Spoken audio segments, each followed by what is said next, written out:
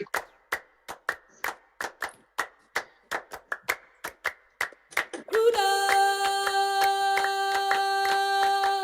I'm on a Zoom call.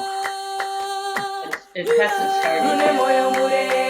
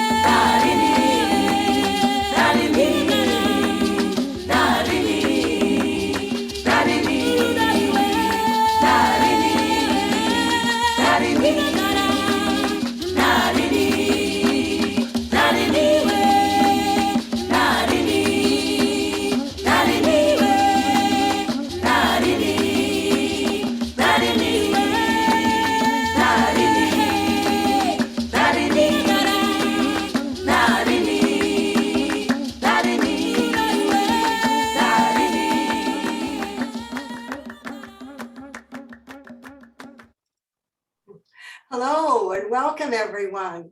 Thank you for joining us today for our third and final webinar. Our virtual adventure does end today, but I'm sure you've guessed by now that the grandmothers will continue to speak out in Ottawa, across Canada, and in Africa. Before we get going, I'm going to ask Marlene Best to give us any technical reminders about Zoom that she has for us. Thanks, Diane. Welcome, everybody. For this webinar, we're going to be in listen and view mode, and that means that your microphones and your videos will be off. Later on in the program, you'll have an opportunity to ask questions in the chat box and make comments. Before that time, if you could not use the chat, that would be great. And just so you know also that the webinar is being recorded, so it will be accessible to you at a later date. Back to you, Diane. Okay. We acknowledge the land in which we gather in Ottawa as the traditional unceded territory of the Indigenous Algonquin peoples. And we thank Nobantu, a cappella quintet from Zimbabwe, for their wonderful music at the beginning and end of each of these webinars. Their mission is the belief that music can be an important vehicle for change, one that transcends racial, tribal, religious, gender, and economic boundaries. So thank you, Nobantu. Our amazing panelists are ready to lead us into new territories and introduce some new ideas today. Our intrepid facilitator, Peggy Edwards, will do double duty this afternoon as both facilitator and as a panelist. Peggy wears many hats, all of them with aplomb, and anyone who knows Peggy won't be surprised to see her stepping in and out of these roles. Today, we will learn about the Grandmothers Advocacy Network, also known as GRAN, and the key issues of concern to the grandmothers in Africa. We will explore the next 5 countries on our adventure with an excellent guide. We are going to go to Zimbabwe, Mozambique, Eswatini, formerly Swaziland, Lesotho, and finally to South Africa. We'll hear about the progress and outcome of the 4-month-long virtual One World Challenge trek through the 15 countries in sub-Saharan Africa that we visited in the webinars. We'll listen to some stories about grandmother advocacy and solidarity. And hopefully we'll pull it all together and celebrate the end of our adventure together. To do all this, we have a terrific panel of grandmothers, so I'll turn it over to Peggy to introduce them to you and remind us about an interactive discussion after they've presented. Peggy, over to you. Thank you, Diane, for that wonderful introduction. I'm so excited to hear from our panelists today. And I'd like to briefly introduce them and then turn it over to them to speak. First of all, we'll be hearing from Joanne Stead. Joanne joined the One World Grannies and the Grandmothers Advocacy Network, which is called GRAN. I'll refer to it to GRAN from now on, about 4 years ago, after retiring from the federal government. Excuse me. Although Joanne is not a grandmother, she says yet, so I guess she's hoping. She became a fan of the Stephen Lewis Foundation after working in the HIV/AIDS division at the Public Health Agency of Canada. She is the GRAN advocacy liaison for our group, the One World Grannies, and she chairs the GRAN Unite campaign to end violence against women and girls. Her other interests include biking, kayaking, writing, and traveling. And Joanne hopes to make it to Africa one of these years. Joanne will talk about GRAN and some of the key issues for the grandmothers in Africa, which GRAN aims to address. Our second speaker will be Sandy London. Sandy joined the One World Grannies 6 years ago, following retirement from an amazing career in transportation. As a grandmother of 4, she understands that special relationship between grandmothers and grandchildren and is privileged to support the African grandmothers. Sandy enjoyed the experience of being a co-chair of the One World Grannies and is now furthering her learning as co-liaison for the Ottawa-Gatineau region. Sandy says, meeting and working with so many amazing grandmothers is inspiring and rewarding. Sandy will provide an overview of the last 5 countries we traveled through in the One World Challenge trek through sub-Saharan Africa. Lastly, I will step into the panelist role to tell you about a marvelous experience I had in Eswatini when I witnessed the grandmothers, the African grandmothers in action. And just a reminder, once the chat box is open, please put your comments and questions in the chat box, because following the presentations, Felicity and I will monitor that chat box, and following the presentations, we'll have a good discussion. So let's start with Joanne, please. Hi, thanks for that great introduction, Peggy.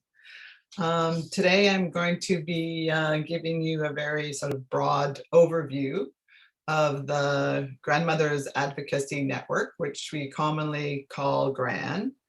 And I'm going to provide a general description of our group and what we do. And then I'm going to turn it over to a wonderful video that will give you a better visual representation of our organization. Next slide, please. So who are we? We are the Grandmothers Advocacy Network. We were originally part of the Grandmothers to Grandmothers group, which started back in 2006, but now we are a separate organization. And while the G2G group focuses on the fundraising to help the grandmothers in sub-Saharan Africa, GRAN is involved in advocacy to change the policies, to improve the lives of the grandmothers, women, and girls in sub-Saharan Africa. We have a network of GRAN volunteers across the country. People can join up as an individual, but we also are divided up into regional GRAN groups. For instance, we have an Ottawa Gatineau regional GRAN group here that meets every other month. Next slide, please. So our goals are very broad in that we want to advocate in meaningful and strategic ways. We want to improve the human rights of grandmothers, vulnerable children, and youth in sub-Saharan Africa. We want to raise awareness on these issues, and we want to convince Canada's government and the global organizations and other funders to support the policies and the programs that improve the human rights and gender equity. Next slide, please. What we do. So I'm going to give you a bit of a broad overview here. I don't want to get into too much of the detail as to sort of the structural organization of GRAN, but we do have a strong leadership team and a steering committee that provides a lot of the sort of the labor that is involved in our work.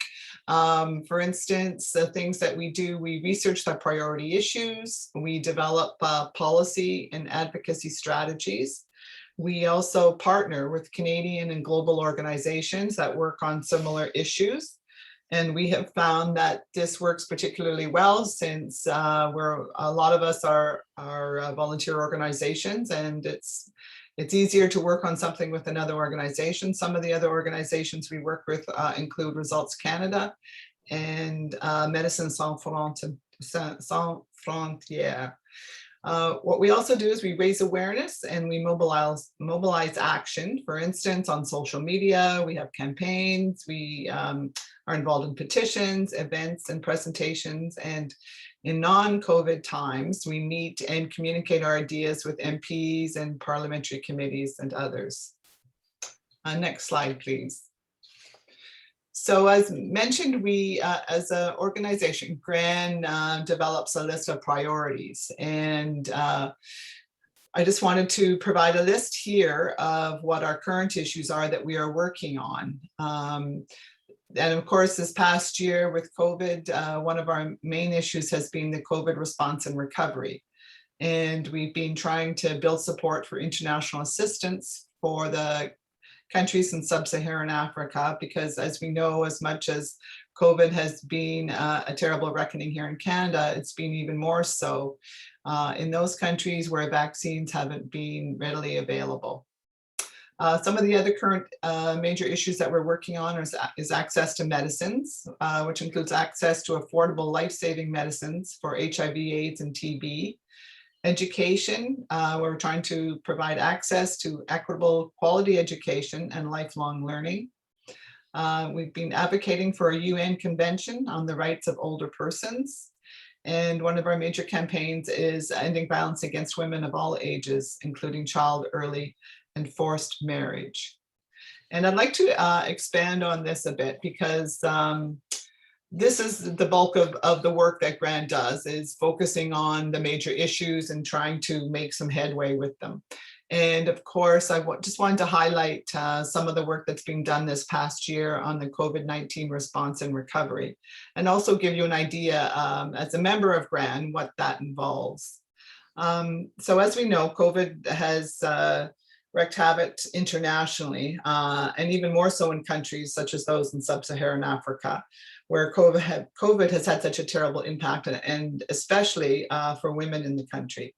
GRAN has been advocating, along with a number of other organizations, for Canada to donate unused vaccines to these countries.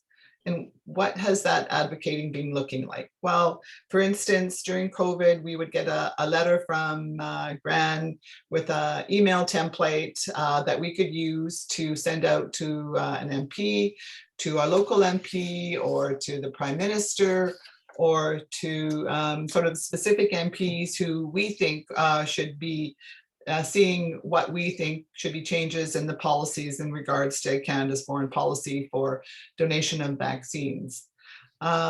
It's one of the things that, as a member of GRAN, you might not be, sort of too involved in terms of not wanting to do too much, but you would also be receiving information. For instance, we have a wonderful newsletter that comes out that gives you all the updates as to what's happening. And then the emails as to, if you want to do more, you can send an email, you can sign a petition, you can write a letter to the editor of your newspaper. And sometimes we see results for this. For instance, just last week at the G20 Leaders Summit in Italy, it was announced that Canada will donate at least 200 million doses of the COVID vaccine to be donated to those in need. And while this was something that we've been advocating for the past year, it's something, that we can hopefully take perhaps a bit, not of credit for, but to see that, some of our advocacy has been paying off. It doesn't mean that we're going to stop working on this, of course, because it's something that is going to be still going on. But it is sometimes, great to see that there is some way forward that we've been wanting to see for a while.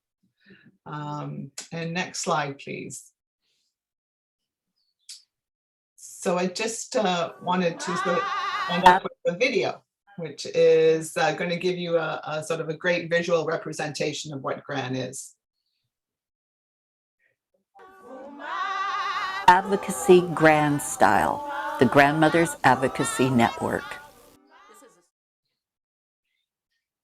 This is a story of passion, persistence, solidarity, and speaking out. It is a story about older women making a difference. We hope this video will inspire you to join us, to do what we can to make the world a better place for all. The Grandmothers Advocacy Network, most often called GRAN, is a dynamic network of older women from across Canada. We support older women and grandmothers in sub-Saharan Africa.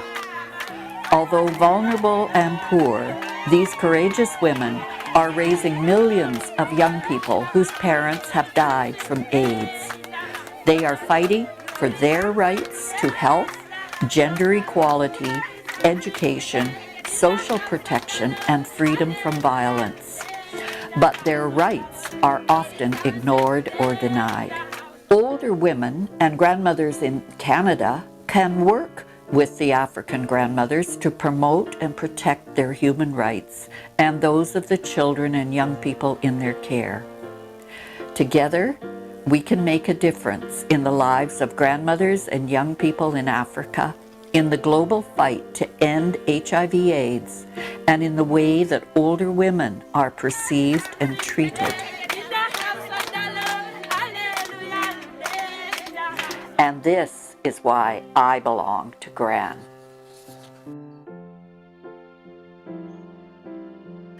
GRAN's advocacy work focuses on 4 key human rights: health and access to medicines, freedom from violence, education and lifelong learning, and financial and social security.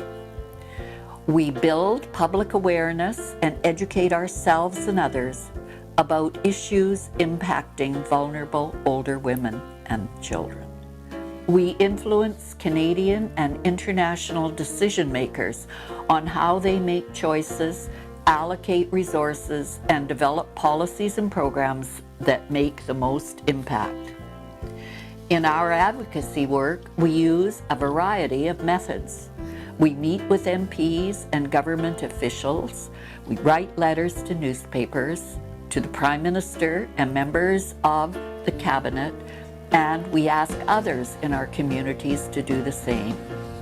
We sign petitions, speak up, and rally peacefully to remind governments and the public of the challenges that others face. We hold events in our communities to draw attention to the human rights that are being violated or ignored. GRAN often partners with other like-minded civil society organizations working in Canada and internationally. There's an old African proverb, if you want to go fast, go alone.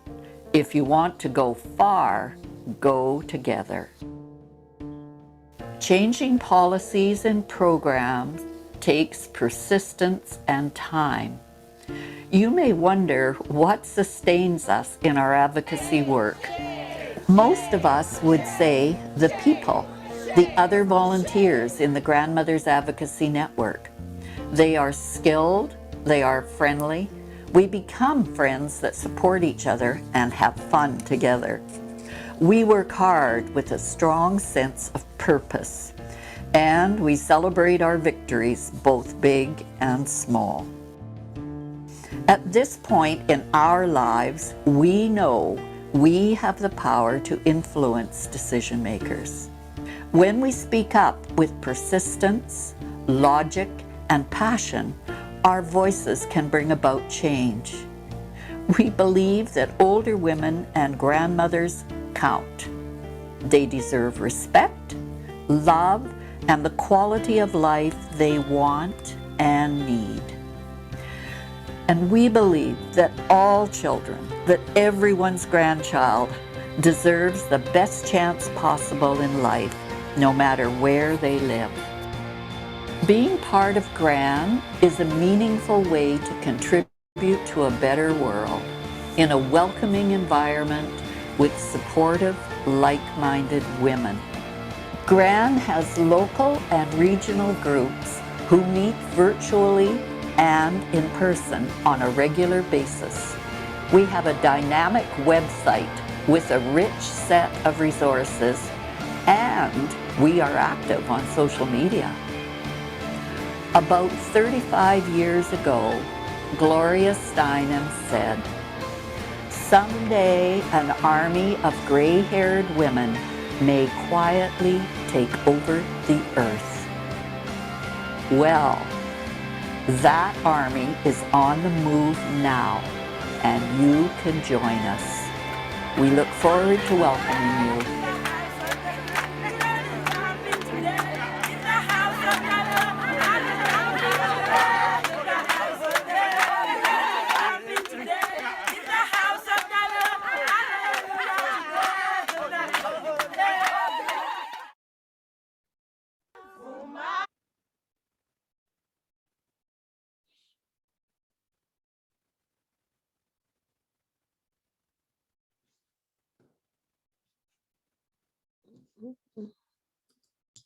Sorry.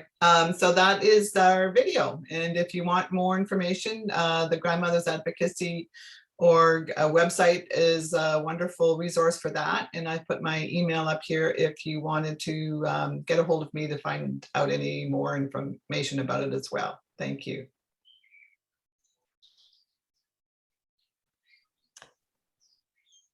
Okay, Joanne, thank you so much for that wonderful presentation, and combined with the video, it was just a really good overview and inspiration about GRAN. I kind of felt tears welling up when I was watching the video.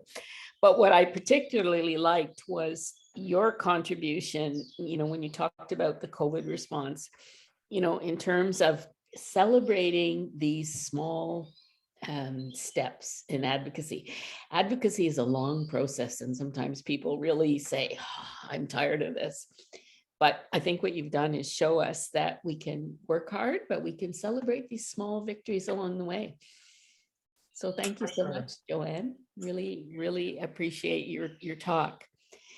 And now it's time to turn it over to Sandy London, to talk about these last 5 countries on our virtual trek. Thanks, Peggy. And hi, everyone. Today, as Peggy said, we're going to complete our trek through the countries of Zimbabwe, Mozambique, Eswatini, Lesotho, and South Africa. Next slide, please. So the countries we're exploring can be described as being south of the Zambezi River, that's the line in blue, and east of the Kalahari Desert, and that's the brown circle. Next slide, please. Southern Africa is an area of diverse landscapes consisting of uplands in Zimbabwe, coastal mountains and escarpments in Mozambique and South Africa, coastal plains in Mozambique, and undulating plateaus in South Africa. Scrublands and grasslands, called the veld, cover much of South Africa. Southeast of the veld is the Drakensberg Range, with the highest peak at 3,482 meters in tiny Lesotho. Low-lying coastal areas, which are subject to flooding, are found in Mozambique and Eswatini. The climates are seasonal, ranging from temperate to tropical and Mediterranean on the coasts. The semi-arid plains and plateaus contain antelopes, gazelles, zebras, elephants, and the big cats. Extensive mineral deposits in the area create potential for great economic growth.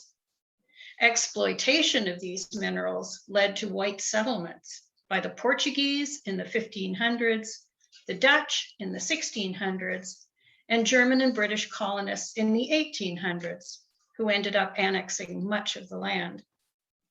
Post-World War II brought independence, beginning in Lesotho and Eswatini in the 1950s, Mozambique in the 1970s, and Zimbabwe in the 1980s.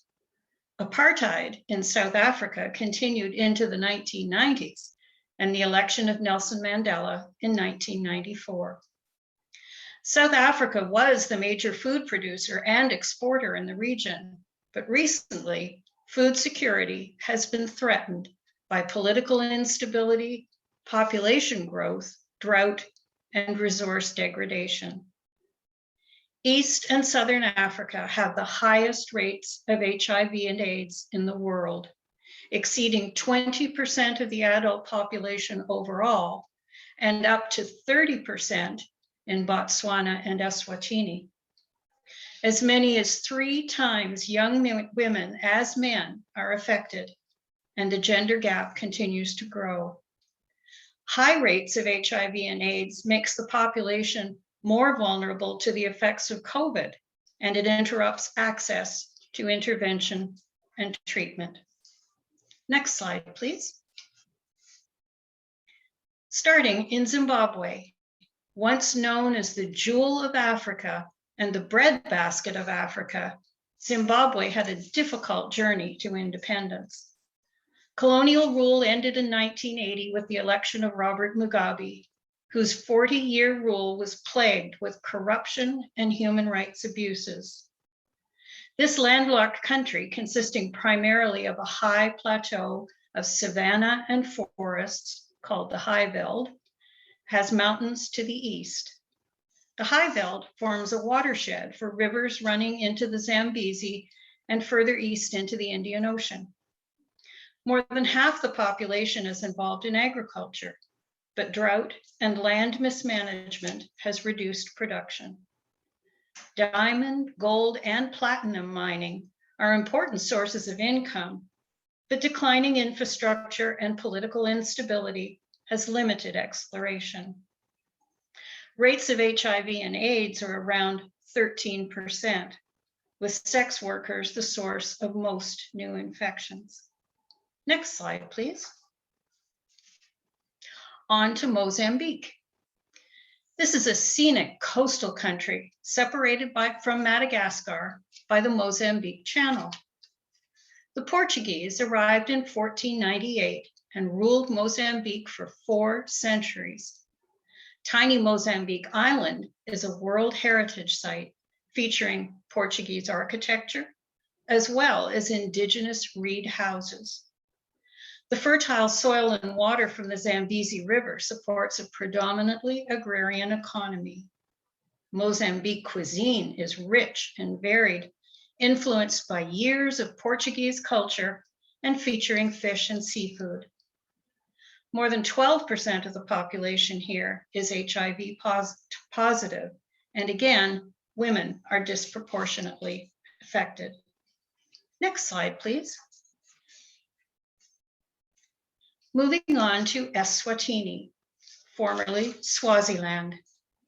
It's a tiny country, 200 kilometers long and 80 kilometers wide, with 1.2 million people. It's one of 3 monarchies remaining in Africa and is an absolute monarchy. It was renamed from Swaziland by the president monarch, King Mswati III, who's also considered the spiritual leader of the country. A mountainous escarpment runs through the country, cutting through rivers and canyons. The economy is well diversified with agriculture, forestry, manufacturing, and mining. It's one of the hardest hit countries in the world.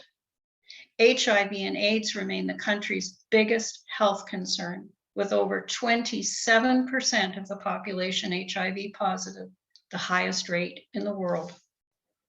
Since June, the country has been rocked by sometimes violent protests by pro-democracy groups, accusing the king of living a lavish lifestyle, while 2/3 of the country live in poverty. Next slide, please. Arriving in Lesotho. It's a small mountainous country of 2 million people, completely encircled by and reliant on South Africa. It's divided into lowlands following river valleys, highland mountains, and foothills. With few natural resources, the country is dependent on South Africa for income, the export of water, and employment.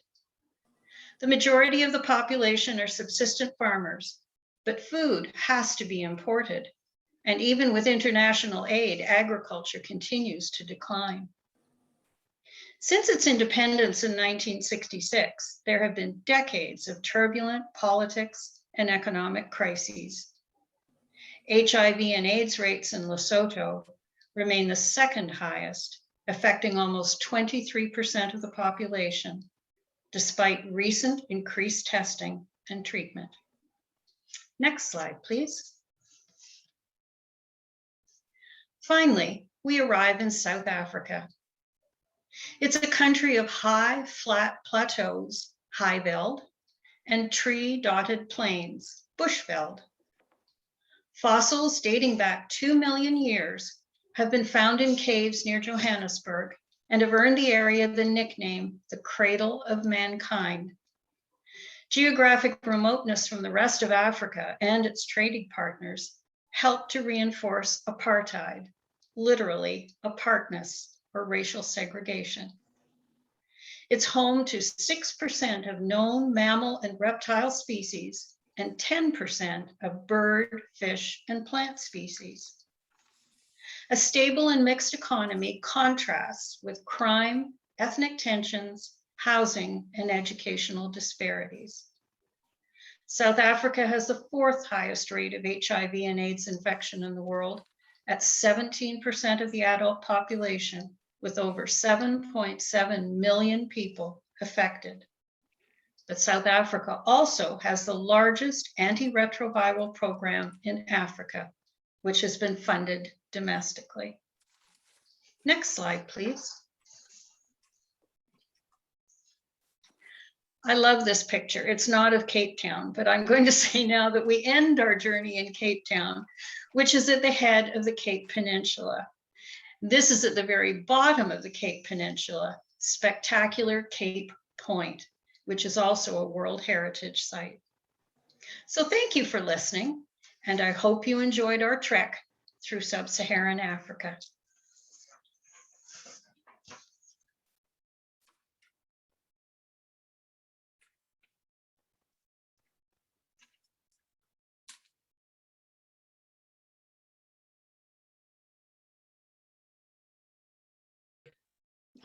sorry, I was muted.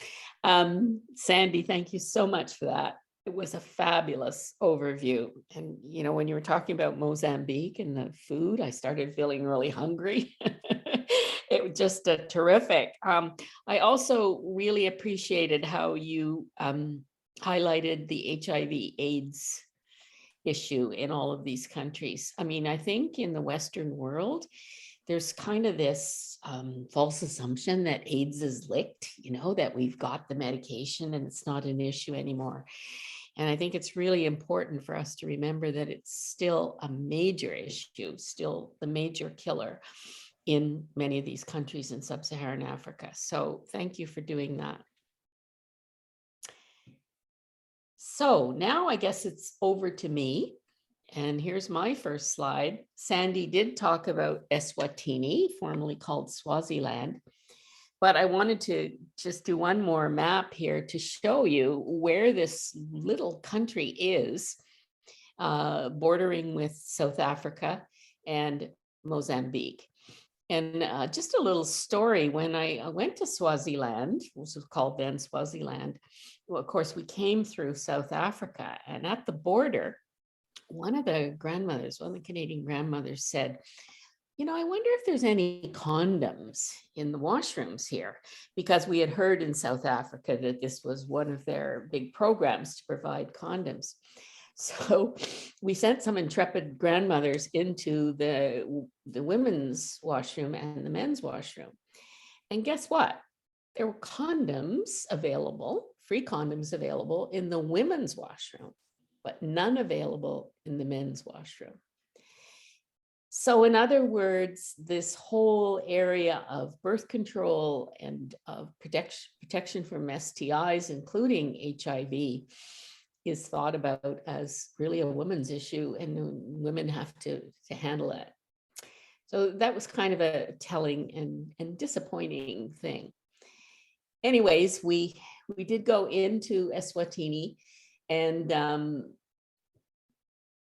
this was in 2011, and I was very privileged to attend the first African grandmother gathering.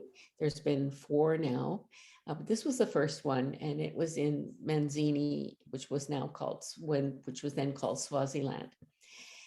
When I got home, I wrote a story about this inspiring experience, which I'd like to tell you now. So, slide number 1, and from now on, because it's a story, I'll just raise my hand. I called the story Walking Together in Manzini, Swaziland. When I arrived at the meeting place for the protest march in Manzini, Swaziland, all of my senses were tingling. The smells from cooking pots of soup and maize porridge filled the air. The organizers had set up makeshift cooking areas where volunteers were handing out hot food and water to the grandmothers who had spent many hours walking or traveling by bus to the event, often with young children in tow. They were determined and jubilant, but they were also hungry, thirsty, and cold. For many of them, it was the first time away from their rural village homes. People were chanting, singing, and laughing as we got ready to march down the main street. The grannies wore colorful dresses and hats or scarves wrapped elegantly around their heads. Some of the children wore t-shirts sporting Nike and Disney World logos. They were hand-me-downs sent in AIDS packages from North America.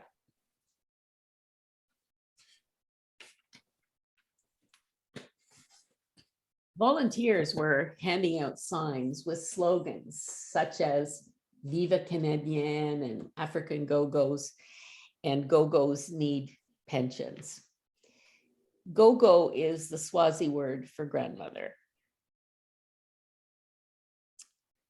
The next slide.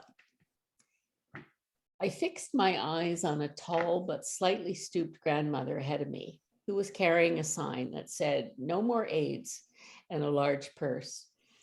Later, I learned that her name was Dembi. When her daughter died from AIDS, she had taken in a sickly infant. Demby had no running water or medicines, and the health clinic was a 2-hour walk away. Her grandson, who was born HIV positive, died just before his first birthday. Now Demby stood shoulder to shoulder with another grandmother who carried a baby on her back. She wore rubber sandals and used a walking stick to help maneuver the uneven pavement and muddy side of the road. As we moved forward, I quickly learned that keeping up with them was no easy task. The streets were swelling with people now. Older women, a few older men, children, and teenagers. They had come together to demand their rights, an end to poverty and the HIV/AIDS pandemic, which had taken so many of the middle generation, their parents, teachers, nurses, and community leaders. As we rounded the corner, I caught sight of the main organizer of the march, Sifiwe Hlope, an activist grandmother from Swaziland. She waved us on, shouting encouragement in Zulu, Swahili, and English. In organizing the march, she was defying the polygamous society under the king's rule, the stigma around HIV and AIDS, and the lack of support that the grandmothers and young people needed and deserved. Next slide.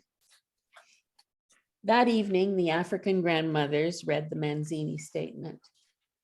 They called on their governments and the international community to help the children who've been affected by HIV and AIDS. They demanded food security, pensions, microcredit, education for all, affordable medicines, and an end to violence. The Canadian grandmothers in attendance bore witness to their strength and their courage. The closing line in their statement was, "We are strong and we are not alone." And I knew in my heart that this was true. Thank you.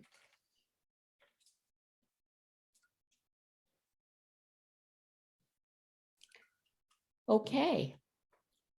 At this point, I'd like you to extend the invitation. Please put your questions, your comments in the chat box, and Felicity's monitoring that.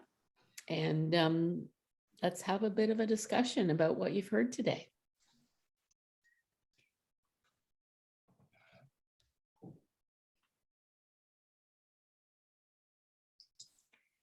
Perhaps while we're waiting for some of those, I could ask Sandy, that was a tremendous job. How you covered 5 countries in 10 minutes, I don't know.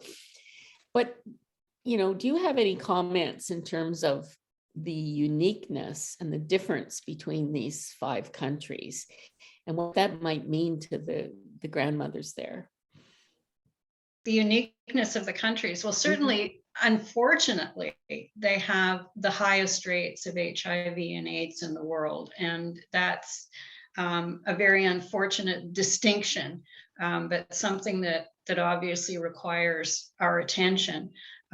Regrettably, a lot of it seems to have to do with political disruption and the poverty of the country and the people at large, which is truly unfortunate because the mineral wealth in those countries is incredible. But just like many things, they've been exploited by generations of colonists, of people from other countries who have wanted to benefit from the resources of the area, but not been willing to do anything to help the people. So, but it seems to be an incredibly beautiful part of the continent. The pictures are just absolutely stunning, and the animals and the geography are just amazing. And someday I hope to go there. All I've seen so far is Ghana on the other side, which is unique again, but it seems like a beautiful part of the continent. Yeah, you know, in our last webinar, Janet Siddle was commenting on, specifically in Tanzania, but around the mining industry and, you know, some of the concerns and the issues around human rights that you've alluded to here. Yeah. Joanne, do you want to say anything about that? Yes, it's been actually one of the issues that GRAN has been looking at in terms of the mining companies that have been doing, a lot of harm to the natural resources. And it's been something that a few people within GRAN have been working on. Because, it's one of those issues that you don't hear too much about here in Canada, but it is going on, on the other side of the world, and to such a devastating effect to the people in the regions. So yeah, it is an issue that I think has been, we've been trying to highlight it more, but it's one of those ones that I think there's so many issues that are out there that it's hard to sometimes highlight specific ones. Yeah. So Felicity. Yes, we do have some messages. First of all, Arlene McDonald says to you, Peggy, I found your story very moving. And I certainly second that. Yeah. Really brought the reality home to us, and it was excellent, beautifully written. The next one, Mia says, how do our GRAN participants sustain themselves with the complex issues being dealt with? Good question. Yes. Joanne, do you want to address that? Yes. Well, the good thing about GRAN is that as a volunteer organization, we all sort of do as much as we can. And how things usually sort of work out is that for each issue that we have that we're addressing, there's a working group that deals with that particular issue. So for instance, the violence against women issue, I'm on a working group, a subcommittee of GRAN that is dealing with, every November we have a campaign that sort of is an awareness campaign for the 16 days of activism against gender-based violence. And it started with the UN, and every November 25th for the last 5 years, we've been having City Hall lit up. And we have a number of sort of awareness sort of campaign things that take place from November 25th to December the 10th. And so it's something that I think GRAN is aware of, and that they don't want to overwhelm the membership with the number of sort of issues and the number of activities that are going on. And so usually what happens is that a person will align themselves with one issue that they want to work on, and then work within a small working group on that. And then, generally they'll send out general email to all the GRAN membership about say a particular action, like sending out an email to, the politicians, or signing a petition. And then you can follow up or not, depending on, sort of your time and how you feel about that particular issue. So it's sort of a very individual thing. And also, I think, we are a volunteer organization, so people are expected to, do as much as they can, but there aren't sort of great expectations in terms of devoting all of your free time to it, type of thing. Yeah, thank you. That's an excellent answer. Being a longtime member of GRAN, one of the things GRAN developed that I think is very useful for us all to think about is we call it the ladder of engagement. So we are all volunteers, and we have other issues with family, etc. And so you engage on this ladder, and if you're comfortable at the first step, which may be signing a petition, and then there's the second step, which is going to the mall and getting others to sign the petition. And then there's the third step, which is talking to your MPP about a particular issue. And I think what GRAN tries to do, and this is right, is say, you're in control of where you're at on that ladder of engagement. Make sense? Yeah. Okay, Felicity. Yes, so there's another question for you, Peggy. Mhm. In the end, was there government resistance to the GRAN visit that you mentioned? Thank you for that question. First of all, to be clear, it was not a GRAN visit. I went there with the Stephen Lewis Foundation. So it was the Grandmothers to Grandmothers campaign. Certainly the campaign, rightly so, restricts our visits. You can't just, go into a country and go and visit a Stephen Lewis Foundation project. But they have organized several, I think it's 7 now, trips where Canadian grandmothers can go to witness what's happening with the African grandmothers. So I was really privileged to be able to attend that 2011 gathering. So it was not GRAN, but it was the Stephen Lewis Foundation. But the other part of your question, was there resistance?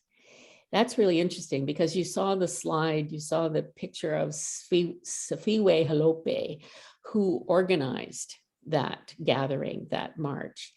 And she had a whole lot of resistance because, as Sandy explained, it's a monarchy, it's a polygamous society, and it's very tightly ruled by a king who has 7 wives. And, when she first proposed that we were going to do this, the Canadians being part of it, she got big pushback, of course, from the monarchy. And she just stood up to them and said, you know what? A couple of 100 grandmothers are coming, take it or leave it. Why don't you support us? And so in the end, the king did sponsor a very lavish celebration at the end of the day. But it was, yes, they didn't want Canadians there to witness this, and God forbid they didn't want media, but they didn't even want the grandmothers to do it. And it was those grandmothers that stood up to their king and said, we're going to do it regardless. So good on them.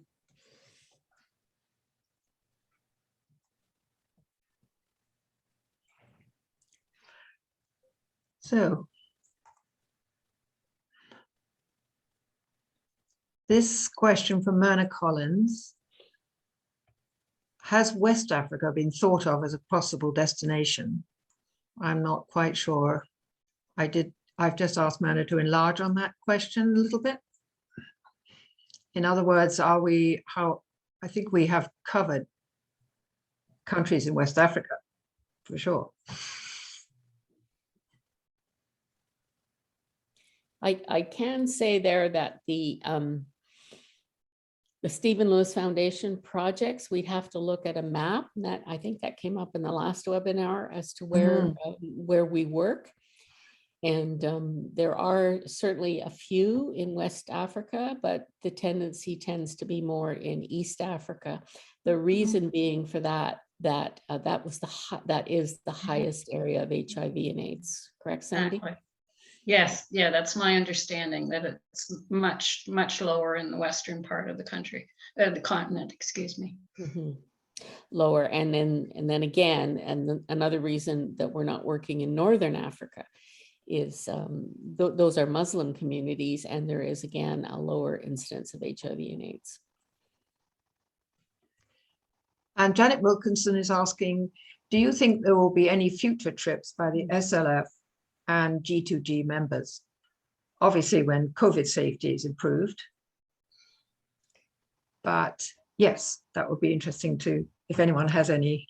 Well, I having been privileged to have been on one of those trips, and I would say, oh, absolutely, because when you go, and we've heard from others, when you go to Africa and you see some of these projects in action, and you meet the African grandmothers, you come back so committed and so inspired. So I would hope that the Stephen Lewis Foundation will organize some trips in the near future once we can get over the COVID thing. But that brings us back to Joanne's presentation, that we know that Africa is, they just don't have the vaccines, and it's not going to be safe to go there until they do. So, Canada, we have to play a big part in making sure that the vaccines get to Africa and to the grandmothers who tend to be in poor rural areas and may be the last to access this medicine. Indeed. Any comments on that, Joanne?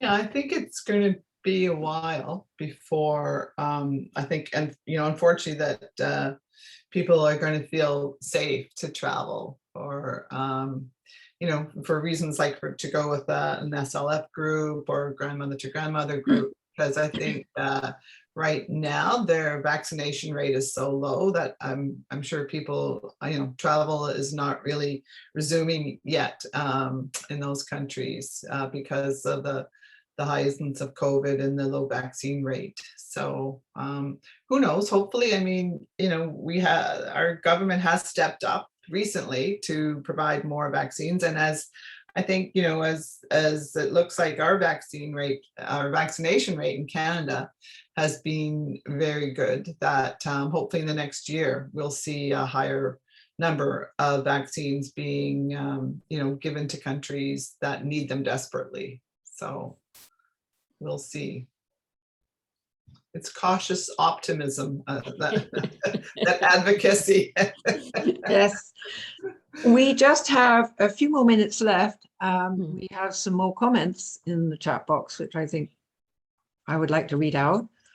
Nancy Burridge says, I'm so grateful for your sharing of these stories and experiences. These are so very important for Canadian grandmothers to hear, especially for those of us who have not been able to make any of these SLF trips. This has been an amazing series, and I look forward to how it may be used in the future. Thank you. And thank you, Nancy. A comment from Sue Cousineau regarding, as we were talking about, which areas of the continent are most, where most of SLF work is done. She says, in addition, many of the Northern African countries are French speaking, which is limiting, unfortunately, for the SLF to participate. Yeah. Hi, Sue, good comment. And as you know, this region in particular, the Ottawa-Gatineau region, has always been concerned about the ability of the Grandmothers Campaign to correspond, to speak with, and to engage with grandmothers in French. And we continue to try to provide French translation, but we continue to encourage the Stephen Lewis Foundation to expand their work in the French community. One question following on what Joanne was speaking about, Janet Wilkinson. I recall, oh, sorry, I just lost that one. I recall that there have been huge obstacles that women in general face, e.g., no inheritance rights, no property rights. Have there been any improvements in these? She would like to know. I can't say specifically, and it would be country by country. Yeah. And this is clearly something that GRAN has been working on, but it comes under the headline of human rights, and their gross human rights disparities and afflictions, particularly around inheritance rights and property rights. I know that there has been some progress in certain countries, certainly in Uganda, and I'm happy to say that the older women / grandmothers have been part of that. But it's a continuing battle, and that's one of the reasons why we're looking for a convention on the rights of older people, which would define these rights. Any comments, Joanne? No, I don't know specifically about what progress has been made in those areas, but I think your answer was a good one, Penny. Yep. A couple more comments, if I may, from Mary Baker. SLF has concentrated their support to the 15 countries you've covered in these webinars, as they were the most affected by HIV/AIDS, yes, as we were saying. They do not support any communities in West Africa. There is still so much more need still in the 15 countries they're already focused on that it makes sense not to widen their involvement in West Africa. So I think that is a clear further answer to that question. And from Mary Baker, the national grandmother gatherings that SLF have supported have been funded by the Slate Foundation. There is funding remaining for one more grandmother gathering, which was to take place in Kenya, but civil unrest there and then COVID have put those plans on hold indefinitely. And a final comment here from Sue Cousino. How are you going to make the recorded series available to others who couldn't participate in this webinar? You have done a fabulous job in creating this series. That is under discussion and will be covered. Yeah. We covered in our wrap-up meetings, our follow-up meetings to this series of webinars, which, as we said, have been a pilot series. So we haven't done this before, so we will also have to decide how we will make these available. So we will let you know. The bottom line is we've recorded them with your permission and they will be available. We just have to figure out how to do that. And Yes. that's probably a perfect segue back to Diane Yes. to wrap up and tell us other things. Thank you all.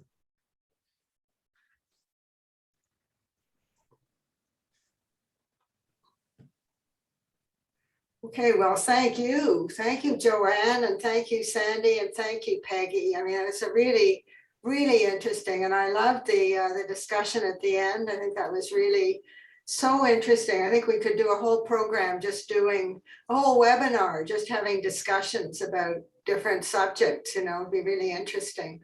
Lots and lots of ways that this can continue. Anyway, I would now like to invite Valerie Swinton, who was one of the major organizers in the One World Challenge, the trek through sub-Saharan Africa that really led to this series. And I'd just like Valerie to tell us a little bit about the outcome and whatever she has to say. Valerie. Thanks, Diane. Well, I'm inspired all over again, having watched this series through. So thanks to everyone for the work that's gone into it. So here's a quick wrap up of the One World Challenge trek through 15 sub-Saharan African countries. As a small fundraising grandmother group, I have to say we were totally gobsmacked by the success of our first online event. For this 4-month May to September event, we attracted 38 participants from 9 grandmother groups in our region. And some of these participants drew in some of their friends and family, their grandchildren, and so on. And so that magnified our effect. We set out from Addis Ababa on May the 1st, estimating that 1 hour of physical activity would translate into 5 kilometers of the journey. However, at that rate, we quickly discovered that the enthusiasm of our trekkers would get us to our destination in under 2 months. So we did a quick recalibration, and the conversion became 1 hour of activity equals 1 kilometer on the road. So our route from Addis to Ethiopia was 10,174 kilometers. And we logged in those 4 months at that rate of 1 hour per 1 hour, more than that, just slightly more. And this was done with activities that ranged from dog walking to cycling to gardening and even some tap dancing. But most importantly, we raised around a little bit over $53,000 for the Grandmothers campaign. That was a record for a One World Grannies led fundraiser. It also gave us all a good chuckle because we started out 15 years ago saying we were advocates and activists. We weren't very good fundraisers. I guess we've learned a lot over those years, and a good thing too, because fundraising is so critical to the amazing grassroots organizations the Stephen Lewis Foundation supports in sub-Saharan Africa. So that's a wrap, folks. It was a successful project, and I think this series has been equally successful. So thanks to everyone who organized it. And over to you, Diane. Thank you, Val. It was a huge and exciting success, and it was our first virtual adventure, and this is our second, so we seem to be on a roll. As you know, this webinar series is a pilot project, and your feedback will help us decide if we should do it again with others, and if so, how we can improve the program. We'll be sending you a short evaluation survey by email in the next few days, and would really truly appreciate your thoughts, comments, and ideas. So I hope you'll all answer the email. Now that you've met so many amazing grandmothers and African experts, I'm sure you're wondering how you can become more involved. And we're going to leave you with a list of some possibilities in the last slide. But just before we do that, I'd like to say goodbye. In Africa, they say traveling is learning, and learning expands great souls. It has been our pleasure to bring you this learning adventure, and we hope you've enjoyed the journey. So thank you, everybody, and goodbye from all of us.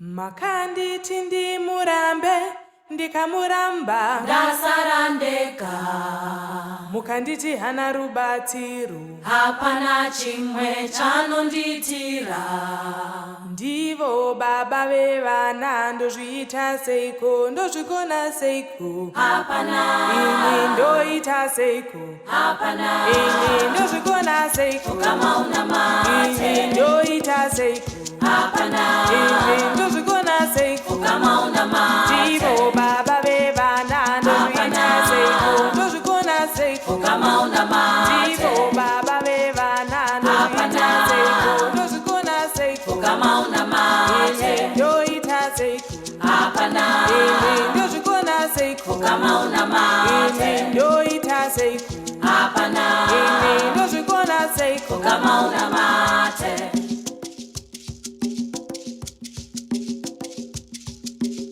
Patakasangana tiri vaviri manga musipo tichiwirirana, patakasangana tiri vaviri manga musipo tichiwirirana, nasi zvinhu zvorema hapana munhu anondibatsira, nasi zvinhu zvorema hapana munhu anondibatsira, ini ndoita seiko hapana, ini ndozvigona seiko kama una mate, ini ndoita seiko hapana, ini ndozvigona seiko kama una mate, here ndapanda hapana, ini ndoita seiko kama una mate, iyo mari yevana kuchikoro hapana, ini ndoita seiko kama una mate, choona hapana hapana, ini ndoita seiko kama una mate, ini ndoita seiko hapana, ini ndozvigona seiko kama una mate, akanditi ndimurambe ndikamuramba ndasara ndega kama una mate, akanditi ndimurambe ndikamuramba ndasara ndega kama una mate, ini ndoita seiko hapana, ini ndozvigona seiko kama una mate, ini ndoita seiko hapana, ini ndozvigona seiko kama una mate, here ndapana hapana, ini ndoita seiko kama una mari yevana kuchikoro hapana, ndoita seiko kama una mate, ndoita seiko hapana, ini ndozvigona seiko kama una mate, ndoita seiko hapana, ini ndozvigona seiko kama una mate, ndoita seiko hapana, ini ndozvigona seiko kama una mate, takasangana tiri vaviri manga musipo tichiwirirana.